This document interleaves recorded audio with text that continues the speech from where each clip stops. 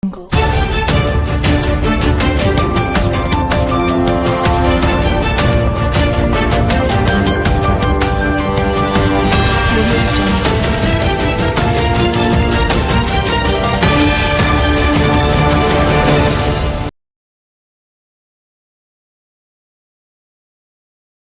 Hello ನಮಸ್ಕಾರ. ಕರುನಾಡ ರತ್ನ ನ್ಯೂಸ್ಗೆ ಸ್ವಾಗತ ಸುಸ್ವಾಗತ. ಮಹಿಳೆಯರು ಮುಖ್ಯವಾಹಿನಿಗೆ ಬರಬೇಕಂದ್ರೆ ಅವರ ಪರವಾನಗಿ ಧ್ವನಿ ಎತ್ತಬೇಕು. ಅವರನ್ನು ಆರ್ಥಿಕವಾಗಿ, ಸಾಮಾಜಿಕವಾಗಿ, ಶೈಕ್ಷಣಿಕವಾಗಿ ಮುಂದೆ ಬರುವಂತೆ ಮಾಡಬೇಕು ಎಂದು ಹೋಳಿ ಮಠದ ಆನಂದ ದೇವರು ಹೇಳಿದರು. ಹೌದು, ನಗರದ ಸೈನಿಕ ಭವನದಲ್ಲಿ ಶ್ರೀ ಕಾಯಕ ರತ್ನ ಮಹಿಳಾ ಸೇವಾ ಸಂಸ್ಥೆಯ ಉದ್ಘಾಟನಾ ಸಮಾರಂಭ ಹಾಗೂ ಅನಾಥ ಮಕ್ಕಳಿಗೆ ಶೈಕ್ಷಣಿಕ ಸಾಮಗ್ರಿಗಳ ವಿತರಣೆ ಕಾರ್ಯಕ್ರಮದಲ್ಲಿ ಮಾತನಾಡಿದವರು, ಗಂಡು ಹೆಣ್ಣು ಅಂತ ತಾರತಮ್ಯ ಮಾಡದೆ ಎಲ್ಲರನ್ನ ಸಮಾನವಾಗಿ ಕಾಣಬೇಕು. ಹೆಣ್ಣು ಮಕ್ಕಳು ದೇವರ ಸಮಾನ ಎಂದು ಕಾಣುವ ದೇಶ ನಮ್ಮದು. ಅವರನ್ನ ತಾಯಿಯಂತೆ ಕಾಣುವ ಸಂಸ್ಕೃತಿ ನಮ್ಮದು. ಈಗಿನ ಯುವಕರು, ಚಿತ್ರನಟರು, ರಾಜಕಾರಣಿಗಳು ನಮ್ಮ ನಾಯಕ ಎಂದು ಅವರನ್ನ ಅನುಕರಣೆ ಮಾಡ್ತಾರೆ. ಆದರೆ ನಮ್ಮ ಕಾಯಕವೇ ನಮ್ಮ ನಾಯಕ ಎಂದು ತಿಳಿದುಕೊಳ್ಳಬೇಕು ಎಂದು ಆಶೀರ್ವಚನೆ ನೀಡಿದರು. ತಾಲೂಕಾ ದಂಡಾಧಿಕಾರಿಗಳಾದ ಅನಿಲ್ ಬಡಿಗರ್ ಮಾತನಾಡಿ, ಸರ್ಕಾರದ ಅನೇಕ ಯೋಜನೆಗಳನ್ನ ಸಂಘ ಸಂಸ್ಥೆಗಳು ಕೂಡ ಜನಸಾಮಾನ್ಯರಿಗೆ ತಲುಪಿಸುತ್ತವೆ. ಮಹಿಳೆಯರನ್ನ ಆರ್ಥಿಕವಾಗಿ ಸಬಲರನ್ನಾಗಿ ಮಾಡಬೇಕು. ಅವರಿಗೆ ಉದ್ಯೋಗ ಕೌಶಲ್ಯಗಳನ್ನ ನೀಡಬೇಕು. ಬಡ ಅನಾಥ ಮಕ್ಕಳಿಗೆ, ಗ್ರಾಮೀಣ ಭಾಗದ ಬಡ ಜನರಿಗೆ ಸಂಘ ಸಂಸ್ಥೆಗಳು ಅವರನ್ನ ಆರ್ಥಿಕವಾಗಿ, ಶೈಕ್ಷಣಿಕವಾಗಿ ಸಬಲರನ್ನಾಗಿ ಸಾಮಾಜಿಕ ಕಾರ್ಯಗಳನ್ನ ಮಾಡುತ್ತವೆ ಎಂದು ಹೇಳಿದರು. ಜಮಖಂಡಿಯ ಬ್ಲಾಕ್ ಕಾಂಗ್ರೆಸ್ ಅಧ್ಯಕ್ಷ ವದ್ವಾನ್ ನ್ಯಾಮಗೌಡ ಮಾತನಾಡಿ, ಸಮಾಜದಲ್ಲಿ ಆರ್ಥಿಕವಾಗಿ, ಸಾಮಾಜಿಕವಾಗಿ ಹಿಂದುಳಿದ ಮಹಿಳೆಯರಿಗೆ, ಬಡ ಅನಾಥ ಮಕ್ಕಳ ಏಳಿಗೆಗೆ ಆಗಬೇಕು. ಮಹಿಳೆಯರು ಮುಖ್ಯವಾಹಿನಿಗೆ ಬರಬೇಕು. ಸಮಾಜದಲ್ಲಿ ನೊಂದವರಿಗೆ, ದೀನ ದಲಿತರಿಗೆ ಸಹಾಯವಾಗಬೇಕು. ಸಮಾಜದಲ್ಲಿ ಬದಲಾವಣೆಯ ಕಾರ್ಯಗಳು ಆಗಬೇಕು ಎಂದು ಹೇಳಿದರು. ಈ ಒಂದು ಕಾರ್ಯಕ್ರಮದಲ್ಲಿ ಕರ್ನಾಟಕ ಸ್ಟೇಟ್ ಪ್ರೆಸಿಡೆಂಟ್ ಸಿಆರ್ಒ ಆದಂತಹ ಡಾಕ್ಟರ್ ರಾಜು ಗಸ್ತಿ ಕಾರ್ಯಕ್ರಮವನ್ನು ಉದ್ಘಾಟಿಸಿದರು.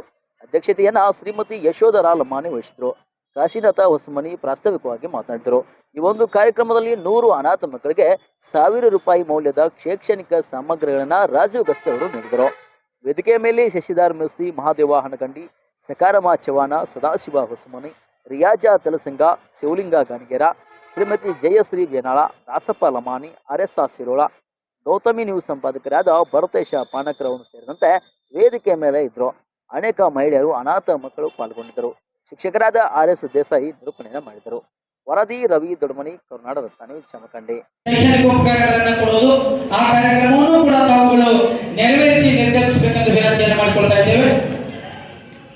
ಚವ್ಹಾಣ್ ಅವರು ಎಲ್ಲರೂ ಕೂಡ ಈ ಒಂದು ಶೈಕ್ಷಣಿಕ ಉಪಕರಣಗಳ ಕಿಟ್ ಅನ್ನು ನೀಡಬೇಕೆಂದು ವಿನಂತಿಯನ್ನು ಮಾಡಿಕೊಳ್ತಾ ಇದ್ದೇವೆ.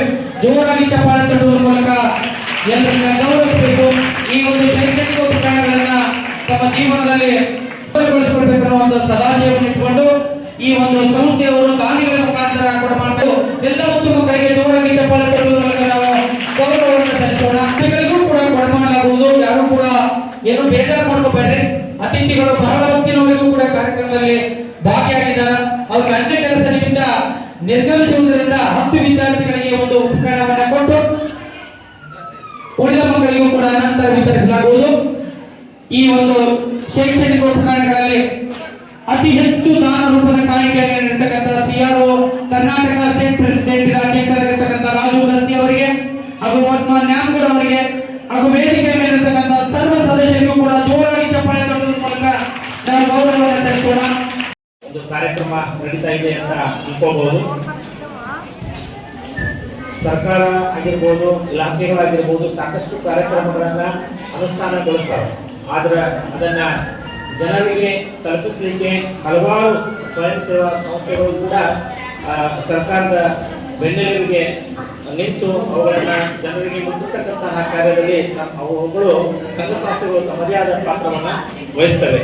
ಅಂತಹ ಒಂದು ಸಂಘ ಇವತ್ತಿನ ದಿನ ಉದ್ಘಾಟನೆಗೊಳ್ತಾ ಇದೆ.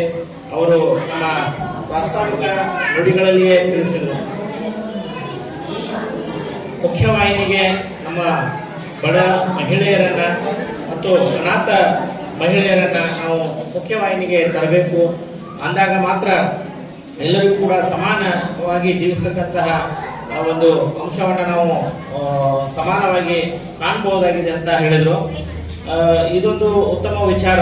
ಅಲ್ಲಿ ಇರ್ತಕ್ಕಂತಹ ಅನಾಥ ಇವತ್ತಿನ ದಿನ ಅನಾಥ ಮಕ್ಕಳಿಗೆ ಶೈಕ್ಷಣಿಕ ಸಾಮಗ್ರಿಗಳನ್ನು ವಿತರಣೆ ಮಾಡುವ ಮೂಲಕ ಈ ಕಾರ್ಯಕ್ರಮವನ್ನು ಚಾಲನೆಯನ್ನು ನೀಡ್ತಾ ಇದ್ದಾರೆ. ಇದು ಕೂಡ ಮುಖ್ಯವಾದಂತಹ ವಿಚಾರ ಅನ್ಕೊಳ್ಬೋದು.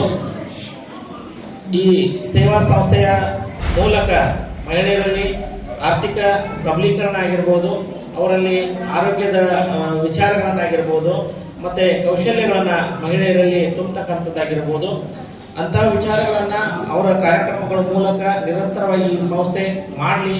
ಜೊತೆಗೆ ಈ ವಿದ್ಯಾರ್ಥಿಗಳಿಗೆ, ಬಡ ಅನಾಥ ಮಕ್ಕಳ ವಿದ್ಯಾರ್ಥಿಗಳಿಗೆ ಅವರ ಶೈಕ್ಷಣಿಕ ಶ್ರೇಯೋಭಿವೃದ್ಧಿಗೆ ಈ ಏನು ಸಾಮಗ್ರಿಗಳನ್ನು ನೀಡ್ತಾ ಇದ್ದಾರೆ, ಈ ಕಾರ್ಯವು ಕೂಡ ನಿರಂತರವಾಗಿ ಆಗಲಿ. ಜೊತೆಗೆ ವೇದಿಕೆಯ ಮೇಲೆ ಸಾಕಷ್ಟು ದಾನಿಗಳು ಕೂಡ ಉಪಸ್ಥಿತರಿದ್ದಾರೆ.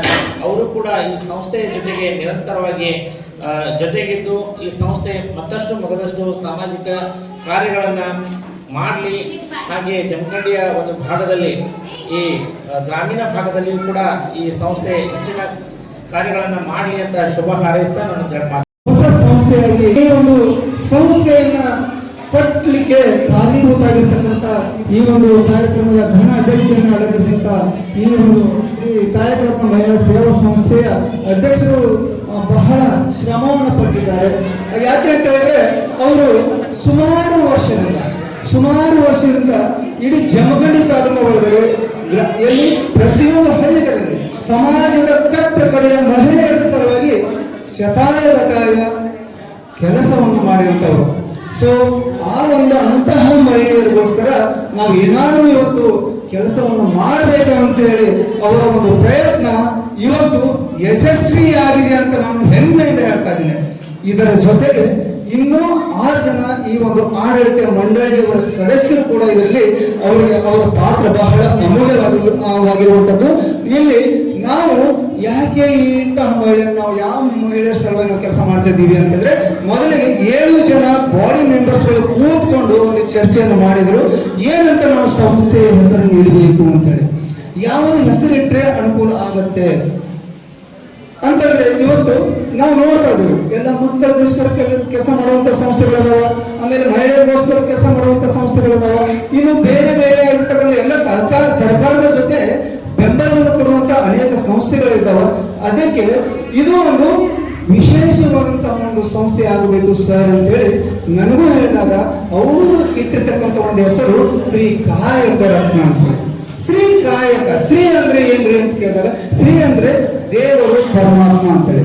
ಸೊ ಇಲ್ಲಿ ಶ್ರೀ ಅಂತಂದ್ರೆ ದೇವರನ್ನ. ನಮ್ಮ ಕಾಯಕರತ್ನ ಮಹಿಳಾ ಸಂಸ್ಥೆಯವರು ಸಮಾಜದಿಂದ ಅಥವಾ ಈ ಸಮಾಜದ ವ್ಯವಸ್ಥೆಯಿಂದ ದೂರಾಗಿ ಅನಾಥ ಮಕ್ಕಳನ್ನ ಗುರುತಿಸಿ ಅವ್ರಿಗೆ ಅವ್ರು ಬೇರೆ ಏನ್ ಕೊಡಾಕತ್ತಿಲ್ಲ, ದುಡ್ಡನ್ನ ಕೊಡಾಕತ್ತಿಲ್ಲ, ಅವರು ಭಾವಿ ಪ್ರಜೆಗಳಾಗಿ ನಿರ್ಮಾಣ ಆಗಕ್ಕೆ ಏನ್ ಬೇಕಪ್ಪ, ಬುಕ್ಕು, ಬ್ಯಾಗು, ಶಿಕ್ಷಣ, ಇಂಥ ಅವಕಾಶಗಳನ್ನ ಕೊಡಿಸುವಂತ ಈ ಒಂದು ಮಾತ್ರ ಕಾರ್ಯ ಇದೆಯಲ್ಲ, ಅದಕ್ಕೆ ನಾವು ಈ ಕಾಯಕರತ್ನ ಮಹಿಳಾ ಸಂಸ್ಥೆಯವರಿಗೆ ನಾನು ವೈಯಕ್ತಿಕವಾಗಿ ಅವರಿಗೆ ತುಂಬ ಹೃದಯದ ಅಭಿನಂದನೆಗಳನ್ನು ಸಲ್ಲಿಸ್ತೇನೆ. ಏನ ಈ ಅವಕಾಶ ವಂಚಿತ ಮಕ್ಕಳು, ಅನಾಥ ಮಕ್ಕಳು ಇರ್ತಾರಲ್ಲ, ಅವರೇನು ಬೇಡಿ ಅನಾಥರಾಗಿರೋದಿಲ್ಲ. ಒಂದು ಸಮಾಜ ಇರಬಹುದು, ಒಂದು ವ್ಯವಸ್ಥೆ ಇರಬಹುದು, ಇಲ್ಲಿ ಅವರಿಗೆ ತೊಂದರೆಗಳಾದಾಗ ಮತ್ತೊಂದು ಕಾರಣ ಮಹಿಳೆಯರು ಇನ್ನೂ ಅನೇಕ ತೊಂದರೆಗಳಿಂದ ನೀವೆಲ್ಲ ಬಳಲ್ತಾ ಇರ್ತೀರಿ. ವಿಧವಾ ಮಹಿಳೆಯರಿಗಿರ್ಬೋದು ಅಥವಾ ಅನಾಥ ಮಕ್ಕಳಿರ್ಬೋದು, ಅವರಿಗೆ ಶಿಕ್ಷಣದ ಮೌಲ್ಯವನ್ನ ಈ ಕಾರ್ಯಕ್ರಮದ ಮೂಲಕ ತಿಳಿಸಿಕೊಡೋದು ಕೂಡ ಅವರ ಒಂದು ಉದ್ದೇಶ ಆಗೈತಿ. ಹಾಗಾಗಿ ಅವರ ಪ್ರಥಮ ಕಾರ್ಯಕ್ರಮದಲ್ಲಿ ಇಂಥ ಒಂದು ಒಳ್ಳೆಯ ಕೆಲಸವನ್ನು ಮಾಡ್ತಿರೋದು ಬಹಳಷ್ಟು ಶ್ಲಾಘನೀಯವಾಗಿರ್ತಕ್ಕಂಥದ್ದು. ಇವತ್ತು ನಾನು ಒಬ್ಬ ಸರ್ಕಾರಿ ಶಾಲೆಯ ಮುಖ್ಯೋಪಾಧ್ಯಾಯಿನಿಯಾಗಿ ಶಿಕ್ಷಣದ ಬಗ್ಗೆ ಹೇಳಲಿಕ್ಕೆ ಬಹಳ ಇಷ್ಟಪಡ್ತೀನಿ. ಶಿಕ್ಷಣ ಬಹಳಷ್ಟು ಅವಶ್ಯವಾಗಿರ್ತಕ್ಕಂಥದ್ದು. ನಾವು ಶಿಕ್ಷಣವನ್ನ ಪಡ್ಕೊಂಡ್ರೆ ಒಬ್ಬ ಒಳ್ಳೆ ಉತ್ತಮ ಪ್ರಜೆಗಳಾಗಿ ಬಾಳೋದ್ರ ಜೊತೆಗೆ ಸಮಾಜಕ್ಕೆ ಏನಾದ್ರೂ ಕೊಡ್ಲಿಕ್ಕೆ ಸಾಧ್ಯ ಆಗ್ತದೆ. ಆಗ ನಮ್ಮ ಕುಟುಂಬವನ್ನು ಕೂಡ ಉತ್ತಮ ರೀತಿಯಲ್ಲಿ ಅದನ್ನು ಮುನ್ನಡೆಸಲಿಕ್ಕೆ ಸಾಧ್ಯ ಆಗ್ತದೆ. ಶಿಕ್ಷಣದ ಶಕ್ತಿ ಬಹಳ ಅದ್ಭುತವಾಗಿರ್ತಕ್ಕಂಥ. ಹಾಗಾಗಿ ಅವರು ಶಿಕ್ಷಣದ ಒಂದು ಶೈಕ್ಷಣಿಕ ಮಟೀರಿಯಲ್ಸ್ಗಳನ್ನೇ ಅವರು ಮೊದಲ ಮಕ್ಕಳಿಗೆ ಕೊಟ್ಟು ಅವರನ್ನೇ ಸುಧಾರಣೆ ಮಾಡಬೇಕು ಅನ್ನುವಂತಹ ನಿಟ್ಟಿನಲ್ಲಿ ಅವರ ಪ್ರಥಮ ಕಾರ್ಯಕ್ಕೆ ನನ್ನ ಒಂದು ಅತ್ಯಂತವಾಗಿರ್ತಕ್ಕಂಥ ಒಂದು ಗ್ರೇಟ್. ಸಮಾಜದಲ್ಲಿ ಅನೇಕ ಸಂಘ ಸಂಸ್ಥೆಗಳು ಸಾಕಷ್ಟು ಇದ್ದಾವೆ. ಜನಪರವಾಗಿ ಸಾಕಷ್ಟು ಸಂಸ್ಥೆಗಳು, ಕೆಲವೊಂದು ಸಂಸ್ಥೆಗಳು ಕೆಲಸ ಕಾರ್ಯಗಳನ್ನು ಮಾಡ್ತಾ ಇದ್ದಾವೆ. ಆದರೆ ತಾವು ನಿರಂತರವಾಗಿ ಸಮಾಜದ ಕೆಲಸವನ್ನು ಮಾಡಬೇಕು ಅಂತಕ್ಕಂಥ ಒಂದು ಹಂಬಲದೊಂದಿಗೆ ಕಾಯಕ ರತ್ನ ಅಂತಕ್ಕಂಥ ಹೆಸರನ್ನು ತಾವು ಸಂಸ್ಥೆಗೆ ಇಟ್ಟುಕೊಂಡಿದ್ದೀವಿ. ಈ ಸಂಸ್ಥೆ ಸಮಾಜದ ಜೊತೆಗೆ, ನೊಂದವರ ಜೊತೆಗೆ ಹಾಗೂ ಸಮಾಜದಲ್ಲಿ ಹಿಂದುಳಿದಿರ್ತಕ್ಕಂಥ ಮಕ್ಕಳ ಏಳಿಗೆಯಾಗಿ ಈ ಸಂಸ್ಥೆ ನಿರಂತರವಾಗಿ ಕೆಲಸ ಮಾಡಲಿ ಅಂತಕ್ಕಂಥ ಮಾತನ್ನ ನಾ ಈ ಸಂದರ್ಭದಲ್ಲಿ ಹೇಳಬಯಸ್ತಾ ಇದ್ದೇನೆ. ಹೀಗಾಗಿ ಸಂಸ್ಥೆಯ ಉದ್ದೇಶಗಳು ಸಾಕಷ್ಟು ಒಳ್ಳೆಯ ಕಾರ್ಯಗಳನ್ನ ಕಾಸು ಹೊಸಮನಿ ಅವರು ಪ್ರಾಸ್ತಾವಿಕವಾಗಿ ಮಾತನಾಡ್ತಕ್ಕಂಥ ಸಂದರ್ಭದಲ್ಲಿ ನಮಗೆ ತಿಳಿಸಿದ್ದಾರೆ. ವಿಶೇಷವಾಗಿ ಇವತ್ತು ನಾವು ಬರುವಂತ ಸಂದರ್ಭ ಇರಲಿಲ್ಲ.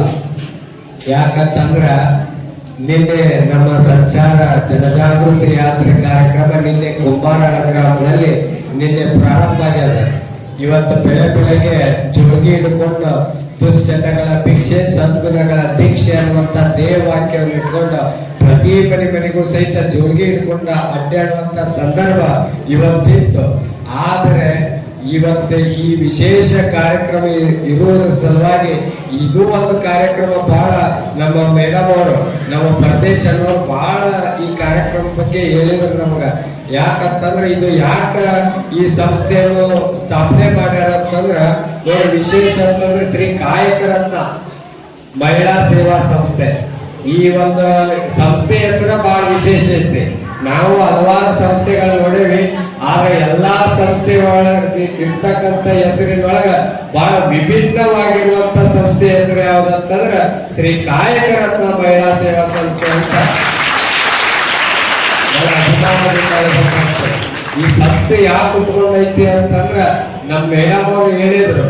ಅವ್ರು ಕೇಳಿದ್ರೆ ಯಾಕೆ ಇದನ್ನ ಸ್ಥಾಪನೆ ಮಾಡಿದ್ರು ಅಂತ ತಿಳ್ಕೊಂಡ ಅವರು ಒಂದ ಮಾತಾಡಿದ್ರು, ಯಾವ ಸ್ವಾರ್ಥಕ್ಕೋಸ್ಕರ ಈ ಸಂಸ್ಥೆಯನ್ನು ಉಂಟಾಕಿಲ್ಲ, ಯಾವ ಮಹಿಳೆಯರಿಗೋಸ್ಕರ ಇವತ್ತ ಅನ್ಯಾಯ ಆಗತ್ತದಲ್ಲ, ಮಹಿಳೆಯರಿಗೋಸ್ಕರ ಧ್ವನಿ ಎತ್ತುವ ಸಲುವಾಗಿ ಈ ಸಂಸ್ಥೆಯನ್ನು ನಾವು ಸ್ಥಾಪನೆ ಮಾಡಿದ್ರೆ ಕಾರಣ